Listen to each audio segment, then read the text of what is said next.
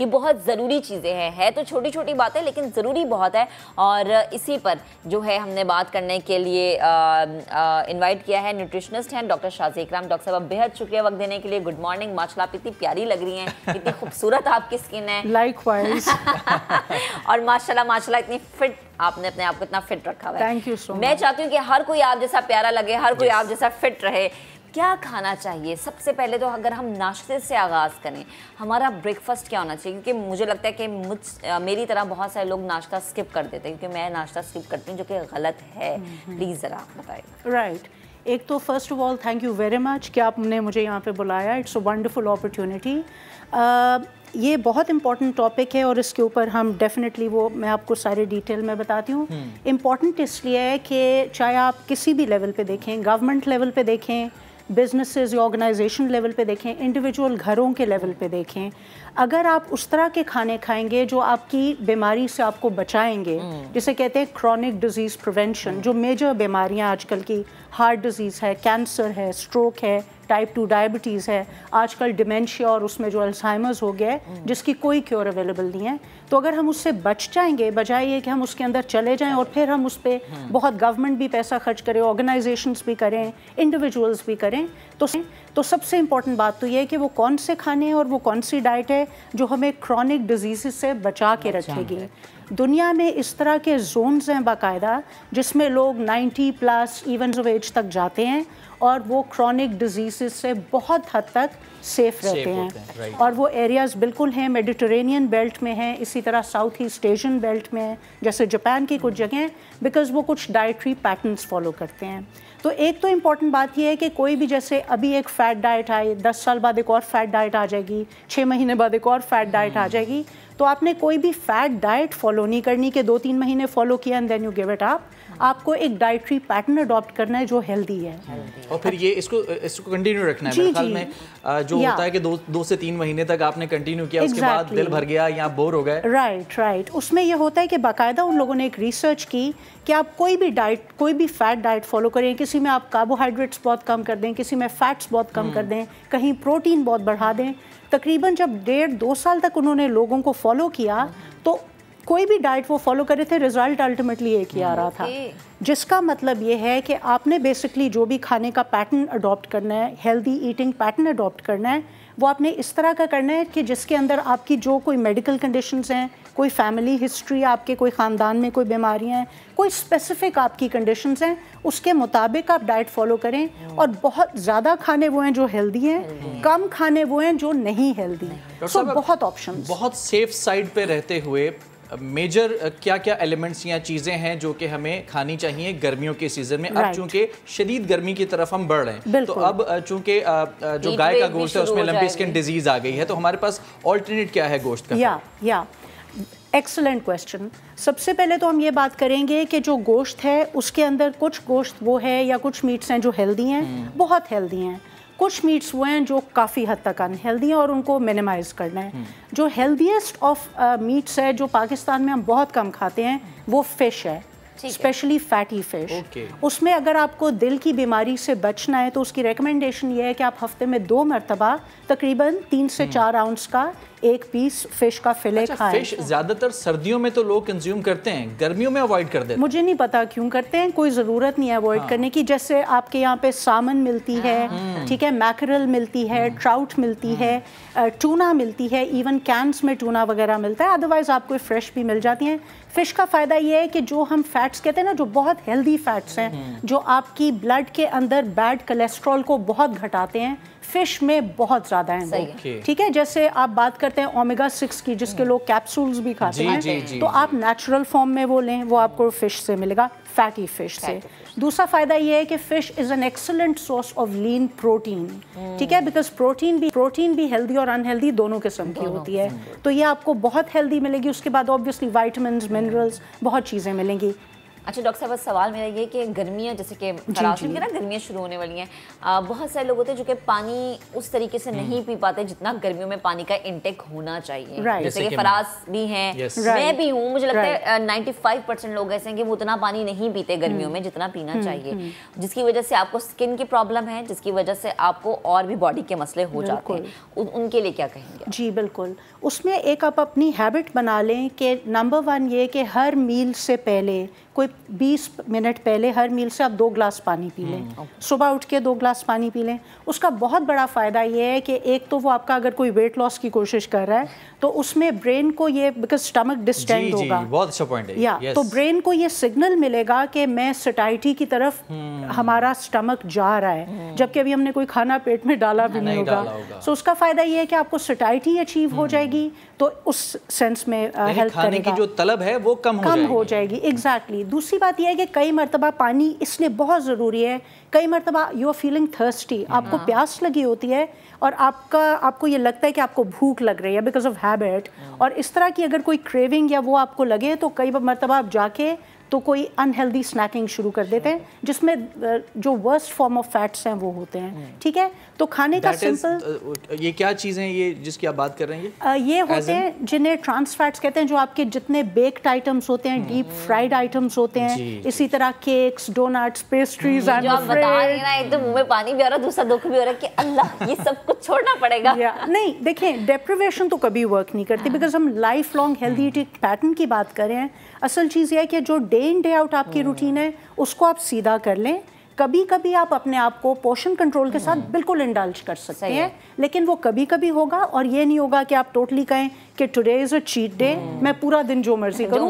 Your body doesn't know and it's not going to stop कि अब cheat day है तो मैं वो सारी चीजें जाके फैट स्टोरेज में नहीं भेजूंगा। तो चीट मंथ्स मनाए जाते हैं। अच्छा डॉक्टर साहब, एक और चीज़ जैसे कि अभी मैंने जिक्र भी किया था सलाद का, सैलेड का, हमें ये कहा जाता है कि जी आप एक कॉम्बो बना लें फ्रूट्स और वेजिटेबल्स का, और आप दोपहर में वो खाएं, आप चाहे अपने लंच को स्किप कर दें लेकिन उसको आप ज़रूर ऐड करें।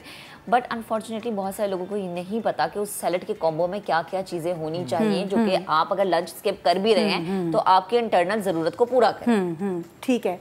अच्छा देखिए, सैलेड में बहुत ज़्यादा चीज़ें आप ऐड कर सकते हो और वो फुल मील भी बन सकता है। एक चीज़ जो शायद इतना ज़्यादा अवेयरनेस कई मरतबा नहीं होती, जो आपकी वेजिटेबल्स हैं, लीफी ग्रीन वेजिटेबल्स हो गई, बाकी ग्रीन जो सैलेड आपको रोकना पड़ा है। जी। अभी आपको बराह रास्त ले चलेंगे साबिक वज़ीर आज़म शाहिद हक़ान अब्बासी से मीडिया से गुफ्तगू करें। अपनी जेबें भरने के लिए यही इस हुकूमत की भी हालत है। आज सिंध को धमकी दी जाती है कि गवर्नर राज लग जाएगा। क्यों गवर्नर राज लगेगा? अगर गवर्नर राज की ज़रूरत है तो आज पंजाब के अंदर है, जहाँ पर वज़ीर आला जो है वो अक्सरियत खो चुका है। उसकी अपनी पार्टी के मेंबरान बगावत कर चुके हैं, खड़े होकर कह चुके हैं कि तुम्हें वोट नहीं देंगे। कल इस्लामाबाद में 20 से ज़्यादा कौमी असम्बली के अरकान ने टीवी कैमरों के सामने कहा है कि हम इमरान खान को वोट नहीं देंगे, हम इसके साथ नहीं है। इसने मईशत को तबाह किया है, इसने अवाम को तकलीफ दी है, इसने मुल्क के मसाइल में इजाफा किया है। आज कोई इखलाकी जवाब है हुकूमत में रहने का? आज ज़रूरत इस बात की है कि अवाम के पास फिर जाएं।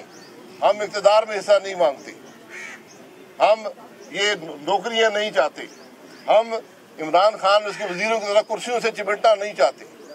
हम चाहते हैं कि एक दफ़ा शिफाफ इलेक्शन हो, पाकिस्तान के अवाम को फैसले का मौका मिले। यही पाकिस्तान के मसाइल का हल है, इसके अलावा कुछ नहीं है।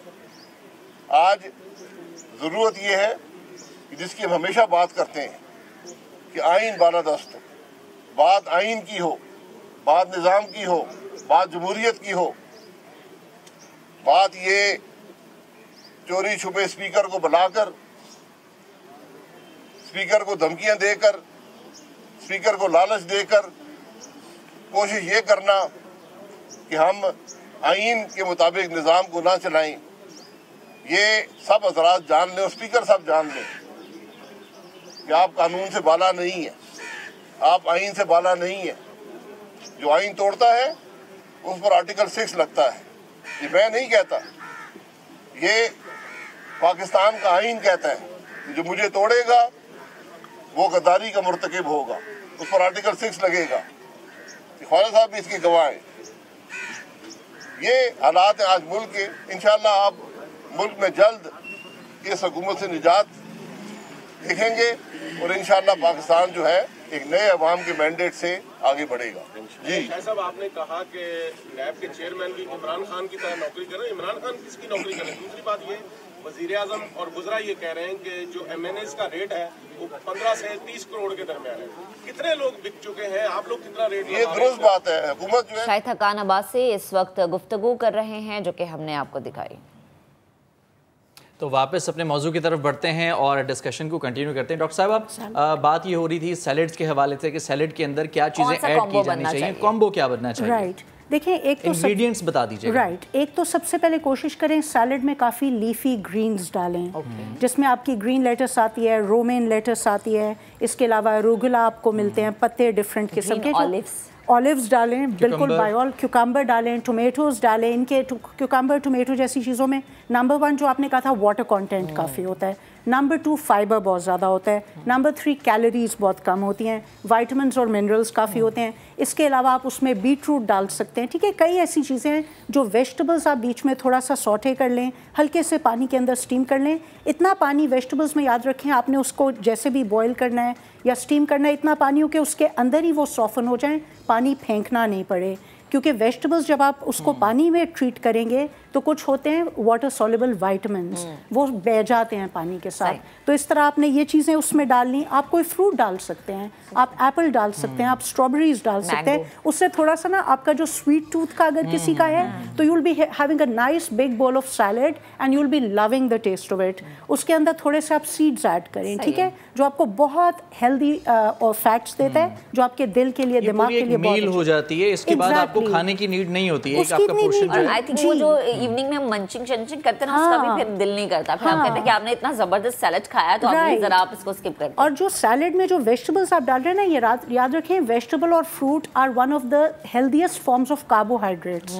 कई मरतबा हमें ये लगता है कि कार्बोहाइड्रेट सिर्फ हमें चपाती से या चावलों से या ब्रेड से मिलेंगे। जो one of the best forms of carbohydrates है, वेजिटेबल्स हैं आपके, फ्रूट्स हैं आपके होल ग्रेन्स हैं, ठीक है, जिसका भी मैं एक सेकंड में आपको बता भी दूंगी, जो बहुत ज़रूरी है। और चौथी चीज़ है लिग्यूम्स, जिसके अंदर बीन्स आते हैं, दालें आती हैं, चने आते हैं। इनके अंदर बहुत फाइबर होता है, इनके अंदर कैल्शियम होता है, इनके अंदर आयरन होता है, इनके अंदर बहुत ज़्यादा विटामिन्स और मिनरल्स हैं जो आपको बहुत मिकदार में चाहिए। नट्स डालें। अच्छा, we have so many options in like eating items, लेकिन हम जब भी किसी माहिर से बात करते हैं तो तमाम माहिरीन फोकस करते हैं पानी के ऊपर। पानी आपने इतने गिलास, एक स्पेसिफिक अमाउंट है कि इतना कम से कम आपने 8 गिलास। जी, पानी का इंसान की जिस्म के ऊपर, स्किन के ऊपर, बॉडी के ऊपर और ख़ास तौर पर फिजिक के ऊपर, फिटनेस के ऊपर कितना ज़्यादा असर है? राइट। देखिए, नंबर 1 आपकी body 60 to 70% is constituted of water. पानी जो है वो एक कैरियर है जो बेसिकली सारी केमिकल रिएक्शंस के लिए चाहिए आपकी बॉडी को, ठीक है। एक तो ये चीज़ हो गई आपके लिए बहुत इंपॉर्टेंट है। जो आपके टॉक्सिन्स फ्लश आउट होने हैं बॉडी से, वो भी पानी उसके लिए कैरियर बनेगा, इस लिहाज से बहुत इंपॉर्टेंट है। इसमें ऐड कीजिएगा कि पानी की कमी से नुकसानात क्या हैं, ये भी। पानी डिहाइड्रेशन में अगर आप जाते हैं तो नंबर 1 ये कि आपकी जो कैलोरीज बर्न हो रही हैं वो ऑब्वियसली कम होंगी। अगर कोई एक्सरसाइज कर रहा है तो इवन अप टू 5 to 30% आपकी जो परफॉर्मेंस है वो गिर जाती है। सो बेसिकली अगर आप डिहाइड्रेटेड हैं, एक चीज़ याद रखें, डिहाइड्रेशन के लिए हमने इंतज़ार नहीं करना कि प्यास लगे, by then it's already too late, ठीक है। तो नंबर 1 ये है कि आपको हर कुछ देर के बाद, स्पेशली अगर आप कोई फिजिकल एक्टिविटी कर रहे हैं, हर 10-15 मिनट के बाद आपने सिप करते रहना पानी। जनरली अगर आप फिजिकल एक्टिविटी के अलावा बात करें on an average, carry a small water with us. जी ऑलवेज। और अब गर्मियां आ रही है ना, एग्जैक्टली, आप एक फ्लास्क को वाटर लेते रहें। अच्छा डॉक्टर साहब, रेड मीट की अगर मैं बात करूं तो हमारे यहाँ, हम कराची की बात करें, पंजाब की, ज़्यादा खाया जाता है। वो ज़्यादा खाना भी नुकसानदेह है ना, वो ज़्यादा खाना भी नुकसानदेह। मैं चाहूँगी नाज़रीन को इस सवाल में बताएं कि थोड़ा हाथ हल्का रखें। Thank you so much for asking that question. Red meat का ये है, मटन एंड बीफ, उसके अंदर एक फैट्स होते हैं जो काफ़ी अनहेल्दी होते हैं, जिनको सैचुरेटेड फैट्स कहते हैं, ठीक है। सैचुरेटेड फैट्स जो आपका जो वर्स्ट फॉर्म ऑफ कोलेस्ट्रॉल है उसको ज़्यादा करते हैं ब्लड के अंदर, ठीक है। वजन बढ़ाते हैं, अगर वजन तो डेफिनेटली बढ़ाएंगे, आपकी आर्टरीज के अंदर प्लैक्स प्रोड्यूस हो जाएंगे ऑब्वियसली, बिकॉज जो सैचुरेटेड फैट है ना वो LDL लेवल ज़्यादा करता है। जब आप लिपिड प्रोफाइल कोई भी कराने जाता है, वो LDLs को जब ज़्यादा करेगा तो उसके अंदर LDL सबसे ज़्यादा ब्लड में सर्कुलेट करता है, तो वो आर्टरी वॉल्स के साथ अटैच हो जाता है।